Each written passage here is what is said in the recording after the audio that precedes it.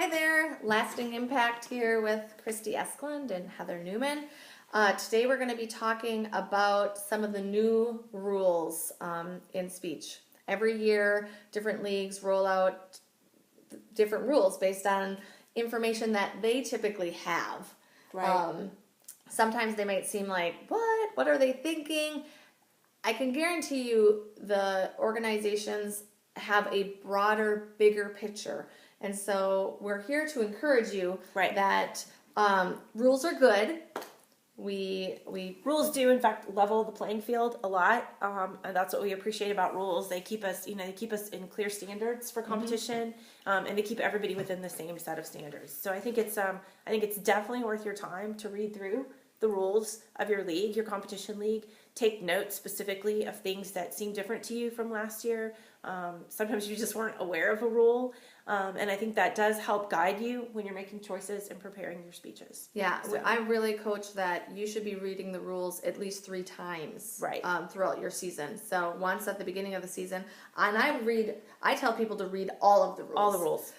Whether or not it's something that they're planning on competing in, because you could be helping someone else who might have just missed a rule. Right. I tell them to mid-season, look at the rules, make sure you're following them. And then again, during the season when you've started competing, making sure again you're following those rules.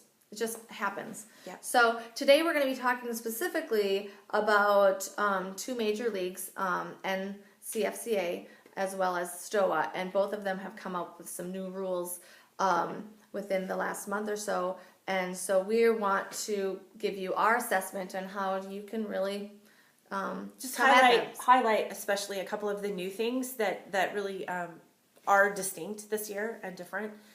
So in the NCFCA, there were several things that I thought were brand new wording this year in the rules.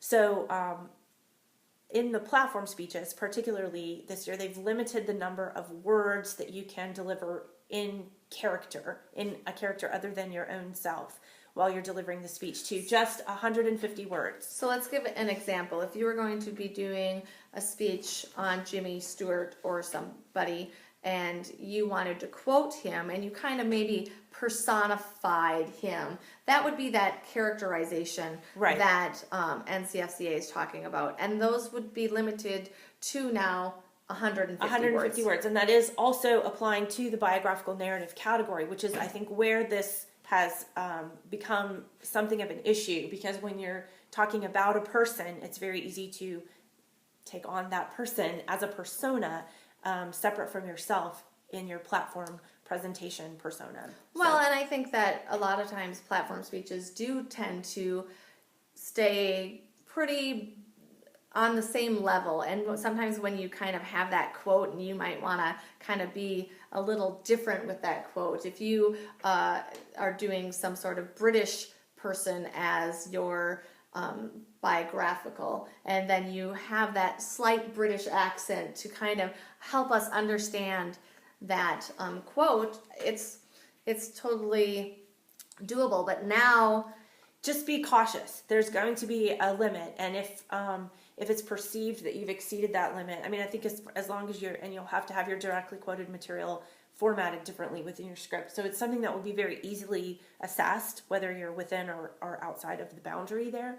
But just as a note to self, only 150 words can be done within character. Typically within the NCFCA, we've had up to 30% of the material in your speech can be directly quoted. That is still the case for the platform speeches, except for after dinner speaking. On the rules for after dinner speaking, you're limited to only 15% directly quoted material. I actually think that's okay. I think after dinner speech is supposed to be a humorous speech. I think it's an outlet for all you funny people who've been waiting for one in the NCFCA. So here's your chance to be funny you. And I think it's kind of built in that you won't be relying on outside sources of humor now. It will be your own humor. So you are limited to a bit less quoted information in your after dinner speaking. Just be aware of that. Only 15% of your word count can be directly quoted material within after dinner speaking. I did do a little research and talk to a couple of the past winners who did really well in it.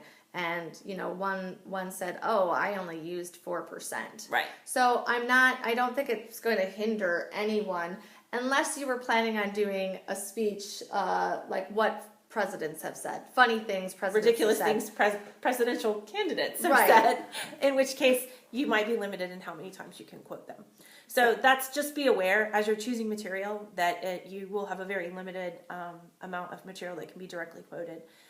Two other things that struck me, particularly on the more interpretive side of the house.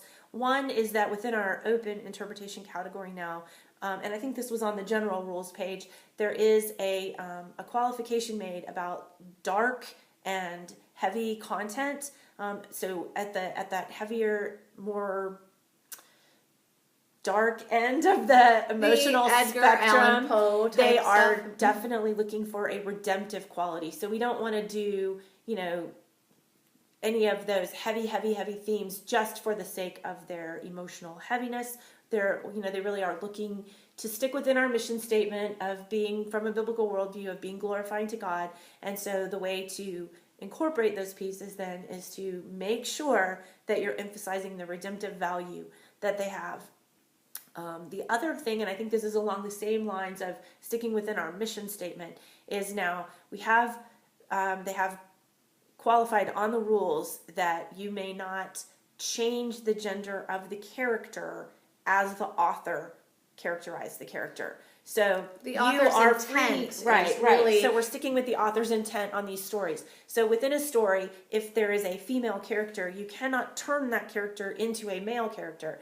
Even if you're a guy, you can still play it, but it has to be played as a female character. Right. You can still share lines. Right. Those, if maybe you don't use that female character at all because you feel like I can't do that. Those lines can still be used for another character in your speech, but the gender of that character has to stay the same. And let me give you a really concrete example of how that would work. Last year, particularly, I coached a duo team. They were two girls. They were doing Dr. Jekyll and Mr. Hyde. And they were so lovely and so feminine themselves that I thought, gosh, this is really a hard piece to play these male characters. And I said, why does Dr. Jekyll have to be a man Dr. Jekyll? Why can't you be a female Dr. Jekyll? There's plenty of female doctors in our culture today. And so that absolutely worked last year. That absolutely would not be allowed this year. Right. So Dr. Jekyll has to be a male Dr. Jekyll because Robert Louis Stevenson designed him as a male Dr. Jekyll in the story when it was written. So we Right. have to stick with the author's construction of the characters this year, although it still could be played by a girl who wanted to do the piece. Absolutely. Let's talk about something that I think probably all leagues deal with is a time limit. And so we're going to talk about both Stoa and NCFCA have their time limit with your typical platform and interp speeches at 10 minutes. I think that's a great rule. I know the NCFCA particularly is coming down very hard on that rule, and there is a severe penalty for exceeding that rule, and I'm okay with that. I really am. To be honest, have you ever been to one of those speaking events where the speaker just goes on and on and on and on, and you wish they would stop?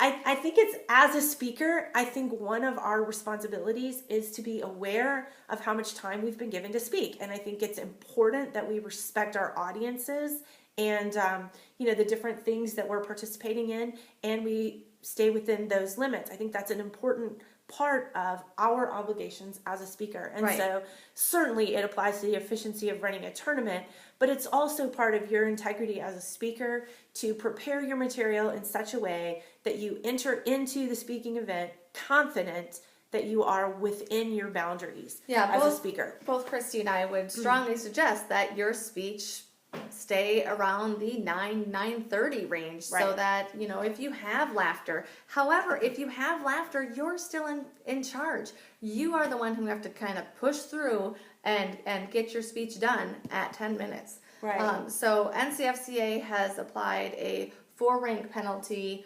to anything over 10. Stoa is doing a 1-rank penalty per 15 seconds. And so both of them, I think, are going to be a huge asset to keeping tournaments moving, because we all know how delayed tournaments are no fun. So now moving into more of the Stoa new rules, we have open interpretation is going to be only a 6-minute speech. So that's, I think, very unique and kind of offers opportunities for a lesser speech. So you might have newer students trying shorter pieces so that maybe they can feel more comfortable with it. Monologues will also come into play. There's a lot of monologues that just aren't 10 minutes, and you cannot compare them. Or great speeches, really. Right. Mm-hmm. You know, I mean, I don't think I've ever heard the Gettysburg Address, because, you know, it's a pretty short speech. Right. So that, I think, will be fun to see how that. This will really open the door for, like you said, some really short works. You can incorporate a lot of those fables and fairy tales, and, like you said, monologues. Great, just soliloquies out of some of those classic works. I think it actually opens up as a really viable option some of the more internal conflicts within one character, as opposed to conflict between characters. So I think that'll be an interesting new challenge. Right. Cold reading, there's going to be a little bit longer preparation time. So I think that also will allow some less experienced competitors to try. You know, I think that that sometimes people are a little bit apprehensive to try something, but now they'll have 3 minutes to try it, and so I think that will be exciting. So the timepieces for Stoa is another thing. All of the timepieces are facing the competitors. I think that's fun, so that they will be able to see exactly what their time is at, so that they can dictate maybe a little bit more. Mars Hill has 2 categories have been combined: mixed media and plays and musicals, and they're renamed to the arts. I'm glad they still have those. I think that there's a huge it's huge to think about those from the Christian biblical worldview. But no video games this year. But no video games. And I think I'm okay with that. I'm okay with that too. So I think we hit kind of the major ones that both you and I thought were fun, exciting, and we're excited to see what you guys are going to come up with and how you're going to combat following the rules. Yep. Super important. So on behalf of Lasting Impact, thanks. Bye.